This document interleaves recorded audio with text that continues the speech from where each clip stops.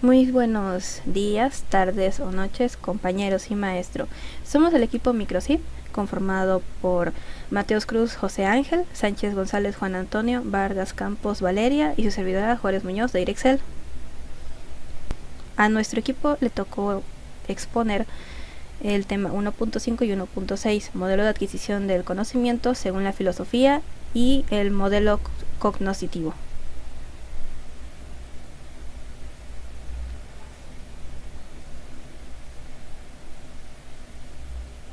Modelo de adquisición del conocimiento según la filosofía. Empezamos con conceptos claves. ¿Qué es y para qué sirve la filosofía? Desde un punto de vista contemporáneo, la filosofía es una especie de ciencia madre de la cual se desprenden casi todas las disciplinas especializadas que hoy en día conocemos. Centra sus intereses en la reflexión específicamente sobre temas como la moral, la belleza, la experiencia, el lenguaje y la existencia misma. La filosofía es la gran herramienta del ser humano, la que le permite comprender los caminos que toma el pensamiento y adelantarse a los mismos. Además reconoce los dilemas y los problemas que caracterizan cada momento histórico que vive.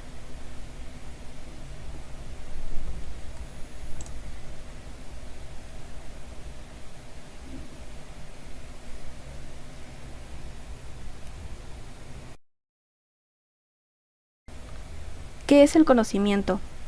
De un modo general podemos entender por conocimiento todo saber que se puede justificar racionalmente y que es objetivo. En este sentido, distinguimos el conocimiento de la mera opinión, de la creencia, de la fe o de las ilusiones de la imaginación. El conocimiento fue concebido ya desde la antigüedad de dos modos diferentes, bien como una imagen o representación mental del objeto conocido, por los estoicos por ejemplo, o bien como una proposición verdadera, como es el caso de Aristóteles, dando lugar a distintas interpretaciones de sus características y valor a lo largo de la historia de la filosofía.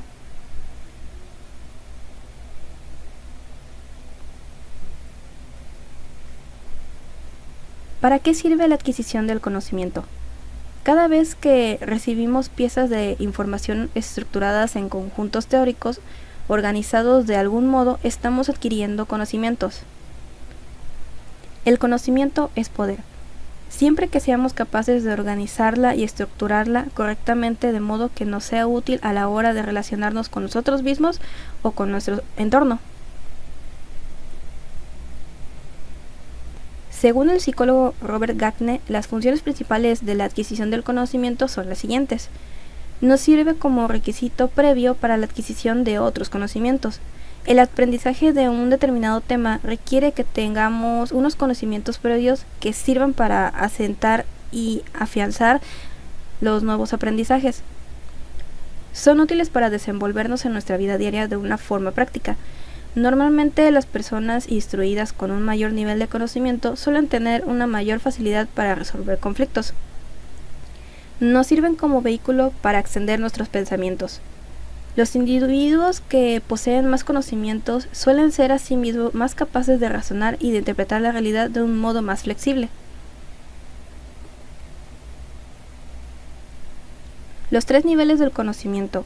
El ser humano puede captar un objeto en tres diferentes niveles: sensible, conceptual y holístico. El conocimiento sensible es aquel que se adquiere a través de la captación de un objeto por medio de los sentidos, que en el caso de los seres humanos lo más desarrollado son el oído y la vista. De este modo, somos capaces de almacenar en nuestra memoria la imagen de todos los objetos que observamos a diario, con sus características particulares. Conocimiento conceptual. Se trata de aquel que se forma a partir de un conjunto de representaciones definidas como invisibles, inmateriales, universales y esenciales. Conocimiento conceptual. Se trata de aquel que se forma a partir de un conjunto de representaciones definidas como invisibles, inmateriales, universales y esenciales. La diferencia más significativa entre el conocimiento sensible y el conceptual radica en que el primero es un conocimiento particular de cada persona, en el que cada uno ve y define los conceptos y los objetos con las características propias, mientras que el conceptual hace referencia a la universalidad de los conceptos y objetos, aquello que todos comprendemos de la misma manera sin añadirle características propias. Conocimiento holístico, también llamado intuitivo. En este nivel tampoco hay colores, dimensiones ni estructuras universales, como es en el caso del conocimiento conceptual. Intuir un objeto significa captar dentro de un amplio contexto, como elemento de una totalidad, sin estructuras ni límites definidos con claridad. La principal diferencia entre el conocimiento holístico y conceptual reside en las estructuras. El primero carece de estructuras, o por lo menos tiene que prescindir de ellas. El concepto, en cambio, es un conocimiento estructurado. Debido a esto, lo percibido a nivel intuitivo no se puede definir. Se capta como un elemento de una totalidad, se tiene una vivencia de una presencia, pero sin poder expresarla adecuadamente. Hola, mi nombre es Juan Antonio Sánchez González y yo les voy a explicar las fases en la adquisición del conocimiento, así como la teoría psicológica genética. La adquisición de conocimientos resulta no ser una tarea fácil y es por ello que se han identificado varias etapas por las que se transita antes de poder considerar que un conocimiento pues sea consolidado como tal. La primera de las fases en la adquisición del conocimiento se le conoce como la identificación. En esta fase de la adquisición se ha de determinar, en primer lugar, si el problema que se nos presenta puede resolverse o no mediante sistemas basados en conocimientos, es decir, no debe ser un problema resoluble a partir de la aplicación de algoritmos. Además, se ha de tener acceso a las fuentes de conocimientos para completar pues la tarea.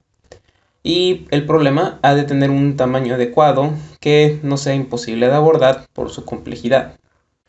Un ejemplo claro que podríamos tener de esto es, por ejemplo, aprender una nueva materia como puede ser algún tema de matemáticas. Como podemos ver, se identifica cuál es el problema, el cual es aprender este nuevo tema. También tiene un tamaño definido, pues solamente se requiere saber aprender un nuevo tema de matemáticas y no diferentes temas o temas de diferentes materias. Además, no podemos elegir una manera de aprender o de saber que hemos aprendido este tema, sino que como por primera vez lo estamos abordando, necesitamos saber de qué trata este tema de matemáticas para empezarlo a abordar. De esta manera nos damos cuenta que es un conocimiento que apenas estamos aprendiendo y por lo tanto no tenemos manera de afrontarlo pues para adquirir ese conocimiento. En la segunda fase tenemos la conceptualización. En esta fase se deben detallar los elementos básicos del problema y descubrir las soluciones entre ellos. Se trata asimismo de descomponer el problema en subproblemas para facilitar su comprensión y resolución. Utilizando el mismo ejemplo acerca de utilizar un nuevo tema en la materia de matemáticas, podría ser que podemos descomponer todo el tema en subtemas. Por ejemplo, si queremos aprender aritmética, podríamos descomponer este tema en, por ejemplo, sumas y restas, multiplicación, divisiones. De esta manera estamos descomponiendo un problema más complejo en subproblemas que son más fáciles de procesar. La siguiente fase es la formalización. En esta fase de la adquisición del conocimiento, el objetivo es considerar distintos esquemas de razonamiento que se puedan emplear para modelizar las diferentes necesidades de resolución de problemas identificados. Se ha de comprender la naturaleza del espacio de búsqueda y el tipo de búsqueda a realizar, mediante comparaciones con diferentes mecanismos prototípicos de resolución de problemas, ya sea como clasificarlos, tener una abstracción de datos, razonamiento temporal, entre otros. Esta etapa se refleja más que nada cuando ya acabamos de aprender un nuevo tema o tenemos un nuevo conocimiento. Vamos a relacionar los diferentes subtemas y conocimientos que hemos llegado a tener y los vamos a relacionar entre sí a la hora de aplicarlo en la resolución de un problema en la vida real. El siguiente punto es la implementación. En esta parte de la implementación hay que seleccionar o definir los algoritmos más adecuados para la resolución de problemas y las estructuras de datos para la representación del conocimiento. Se trata de descubrir problemas e incompletitudes que obligarán a revisar algunas de las fases anteriores. Por ejemplo, utilizando un caso de la vida real a la hora de estar aprendiendo programación, tenemos, por ejemplo, el tema del ordenamiento de datos. Nosotros, cuando aprendimos del tema, descubrimos diferentes maneras de poder organizar un conjunto de datos y lo hicimos a través de distintos métodos. Pero ahora, en esta parte, utilizando la fase de la implementación, buscamos entre cuáles son todos los algoritmos que hemos aprendido y utilizar el más adecuado para, por ejemplo, el tipo de volumen de datos al que nos estamos enfrentando. De esta manera, intentamos escoger el algoritmo más óptimo con base al que hemos aprendido y lo podemos aplicar, con el fin de resolver un problema. La siguiente etapa es la prueba. En esta última fase, se ha de elegir un conjunto de casos resueltos representativos y comprobar el funcionamiento del sistema. En esta fase se destapan los errores que permitirán corregir análisis anteriores. Por lo general, aparecerán problemas por falta de reglas, incompletitud, falta de corrección y posibles errores en el análisis de las reglas preestablecidas. Por ejemplo, cuando estamos realizando por primera vez una tarea, hemos aprendido una manera de realizarla, que al final nos ha dado un resultado que pues es efectivo. Pero al volver una segunda vez al mismo problema, nos vamos a dar cuenta que hay diferentes puntos que podemos mejorar acerca de este método que utilizamos para resolver dicho problema. De esta manera vamos a encontrar pequeños defectos que podemos mejorar y que podemos utilizar para resolver este mismo problema, pero de una manera incluso aún más eficiente. Este proceso se puede llevar a cabo varias veces y de esta manera aumentar nuestro nivel de conocimiento que tenemos acerca de un tema en particular. La teoría psicológica genética del francés Jean Piaget señala que el conocimiento se adquiere a través de procesos de construcción y de construcción. A su vez, el desarrollo del conocimiento se da a través de 4 etapas, a las que se le denomina periodos cognoscitivos. Un ejemplo claro que podemos tener de esto es a la hora de manejar.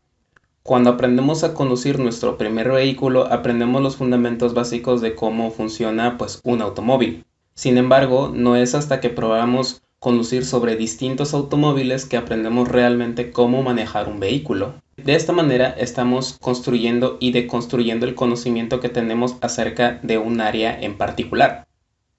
El primero de los periodos es el periodo de los reflejos, en el que se influye la inteligencia sensomotriz. La primera etapa va desde el nacimiento hasta la adquisición del lenguaje, que va desde los 0 hasta los 2 años de edad. Uno de los principales ejemplos de esta etapa es en el reflejo de la succión. Cuando se le acerca un objeto a los labios del bebé, este succionará. Otro ejemplo también es cuando un niño se va a caer. Intenta disminuir el daño de la caída poniendo sus manos delante como protección.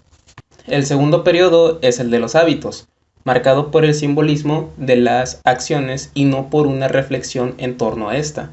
En la mayoría de los casos, las acciones se llevan a cabo gracias a la imitación. Esta etapa va desde los 2 hasta los 7 años de edad. Por ejemplo, un niño cuando se aprende a cepillar los dientes, lo hace porque le han dicho que lo haga y no porque realmente esté consciente de que es una medida de higiene. Es decir, de esta manera el niño solo imita. El siguiente periodo es el de las operaciones intelectuales concretas, en el que el niño comienza a analizar la información concienzudamente. Esta etapa se da entre los 7 y los 11 años de edad. La lógica interviene mucho en esta etapa y le permite al niño avanzar hacia un nivel de comprensión casi adulto. En este sentido, el niño está en la capacidad de ejecutar razonamientos inductivos, en los que se extraen conclusiones a partir de 2 o más premisas. Sin embargo, las deducciones están fuera de su alcance en la mayoría de los casos. Por ejemplo, si se le pide a un niño que organice Los lápices de su estuche, lo más probable es que los organice según las tonalidades de sus colores, y no tanto por el tamaño o el tipo de lápiz que tenga en su mano. Por último, tenemos el periodo de las operaciones intelectuales formales. Esta etapa final de la adquisición de conocimientos va desde los 12 a los 20 años. En este periodo, el joven está en la capacidad de hacer tanto inducciones como deducciones. Esta etapa también es conocida como la etapa de las operaciones intelectuales abstractas, porque el ser humano es capaz de razonar en torno a conceptos abstractos. Asimismo, se da la metacognición, que es la habilidad de pensar sobre el pensamiento. Como ejemplo, en esta etapa el niño comienza a crear proposiciones deductivas o hipótesis sobre la muerte, o a combinar categorías sobre conceptos abstractos, como lo puede ser el amor y perdón, la cual están relacionadas con parte del bien.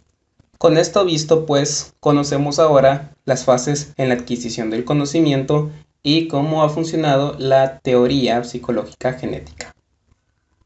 Bueno, ahora vamos a hablar sobre el tema 1.6, el modelo cognitivo. ¿Qué es cognición? Empezando con un concepto, aquí tenemos que es la facultad de un ser vivo para procesar información a partir de la percepción, el conocimiento adquirido y características subjetivas que permiten valorar la información.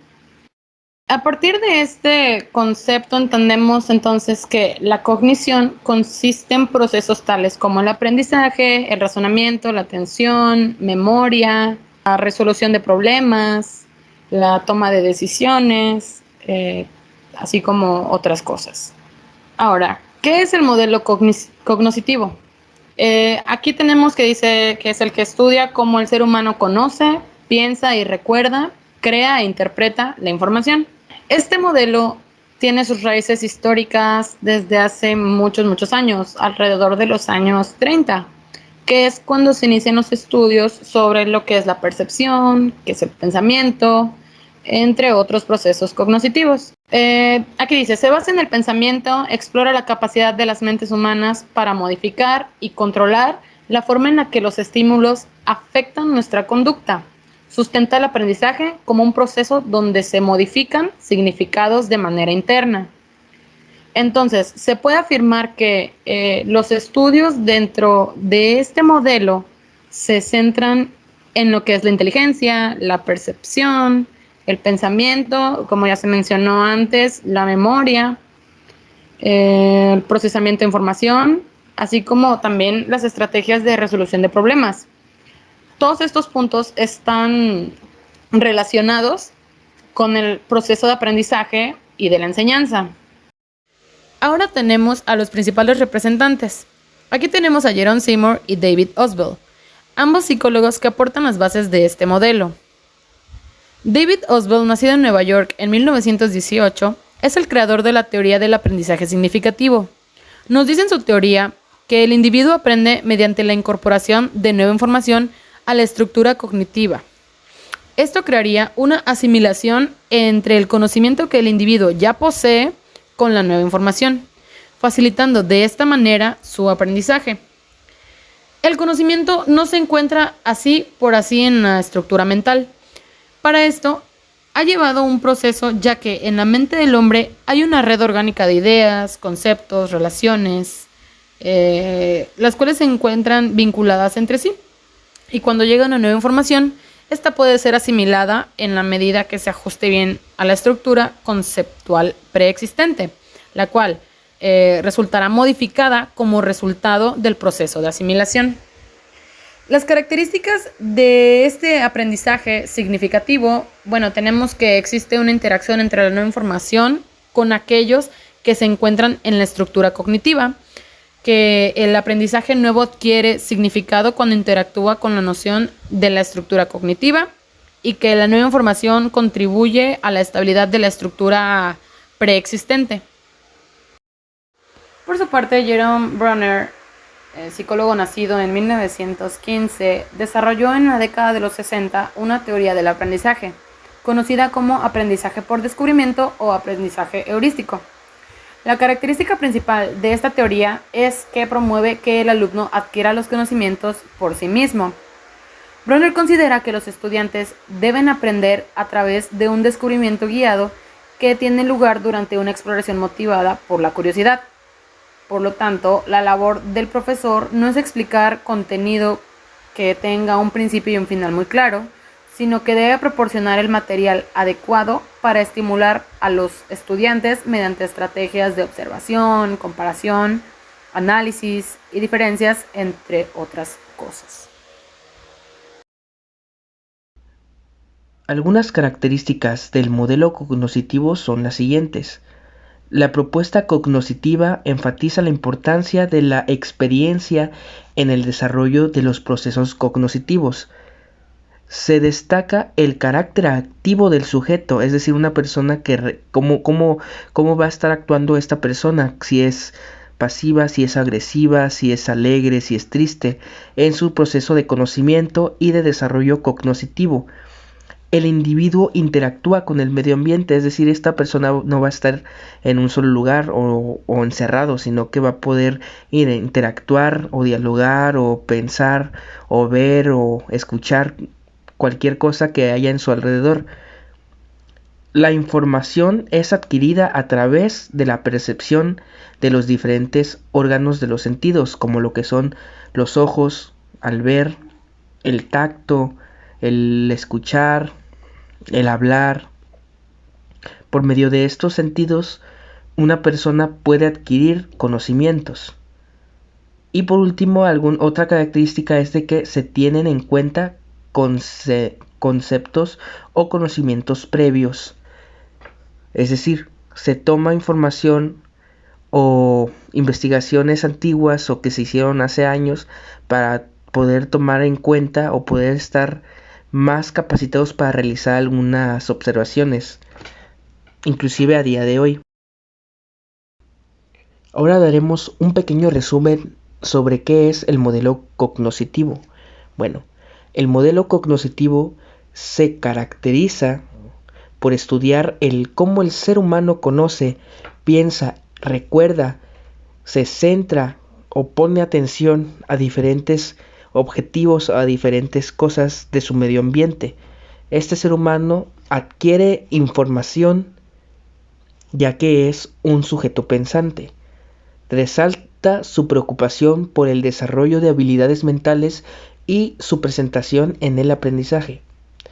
En toda situación de aprendizaje espontáneo o generado en una experiencia educativa, puede identificarse 3 componentes básicos en el aprendizaje, el cual es el que se aprende, o más bien el que se aprende, es decir, los resultados, qué es lo aprendido, qué es lo que se obtuvo, el cómo se aprende, es decir, los procesos cognoscitivos, el cómo va a aprender algo, ese es el proceso cognoscitivo, y las condiciones de aprendizaje, la acción de educar, la acción educativa. Estos 3 componentes se pueden mirar ya sea desde un enfoque conductual o un enfoque social cognoscitivo. Primero hablaremos de qué trata el enfoque conductual, el cual habla sobre la conducta. Desde el enfoque conductual, los resultados de aprendizaje son las conductas de un individuo. Los procedimientos cognoscitivos no son importantes para este enfoque y las condiciones se refieren a la forma de organizar situaciones estimulantes y esfuerzos continuos a las conductas adecuadas. Por otro lado está el enfoque social cognoscitivo, el cual desde un punto de vista social nos va a dar los resultados de aprendizaje que se refieren a la manera de cómo el individuo se construye significativamente al conjunto o se mezcla significativamente al conjunto de categorías que constituyen un discurso disciplinar o cómo interactúa entre las personas a su alrededor. Los resultados de aprendizaje no se refieren en especialidad a un saber, sino al significado que un aprendiz le da a ese saber. La construcción de esos significados se hace en especial cuando el conocimiento se presenta estructuradamente. Para poder dar una idea más clara de cómo estos 2 conceptos se puede relacionar con un pensamiento humano y un pensamiento máquina o inteligencia artificial, existe esta gráfica, el cual relaciona humano, pensar y comportamiento, y racional con pensar y comportamiento. Humano y pensar es cuando una máquina, un sistema, piensa como un ser humano, y racional en pensar es si este sistema piensa racionalmente o idealmente. Es decir, como nosotros creemos que podría ser o es algo. Ahora, la parte humano-comportamiento es como un sistema actúan como humanos, y en la parte racional es cómo este sistema va a actuar racionalmente, es decir, idealmente. Las habilidades cognitivas, según la psicología, facilitan el conocimiento, es decir, que recogen, analizan, comprenden, procesan y guardan información para posteriormente usarla donde se requiera. El pensar como un humano es el enfoque del modelo cognitivo, como por ejemplo teniendo una teoría de cómo se trabaja la mente o cómo trabaja la mente. Esa se puede expresar de la forma que una computadora puede trabajar o se puede programar más bien. Si los datos de entrada y salida del programa y los tiempos de reacción son similares a los de un humano, existirá evidencia de que los mecanismos del programa se pueden comportar o comparar a los que utiliza un ser humano. En la ciencia cognitiva convergen modelos computacionales de inteligencia artificial y técnicas de psicología intentando elaborar teorías sobre el funcionamiento de la mente humana. ¿Esto para qué? Bueno, pues esto para tomarlas y poderlas incluir en una computadora, lo cual quizá no sea lo adecuado, pero sería un gran avance en la tecnología. Relación con la inteligencia artificial. La finalidad de la inteligencia artificial es crear teorías y modelos que muestran la organización y funcionamiento de la inteligencia, es decir, tratar de comprender o más bien estudiar la mente humana y el comportamiento humano para poderlos incluir en un cerebro artificial. La inteligencia artificial se basa en que el cerebro humano es un solucionador inteligente de problemas. Entonces, es el modelo en cómo se puede imitar el cerebro. Por lo tanto, el modelo es la descripción de toda situación de aprendizaje, en donde se ubican las habilidades cognitivas para poder imitar a la inteligencia del ser humano en relación a cómo se aprende y a las condiciones de aprendizaje. Algunos ejemplos de este modelo conceptual puestos en inteligencias artificiales son Siri, el cual es un asistente inteligente que te va a ayudar o va a pensar o va a tratar de pensar como un ser humano o como tú quieres que te responda una persona real.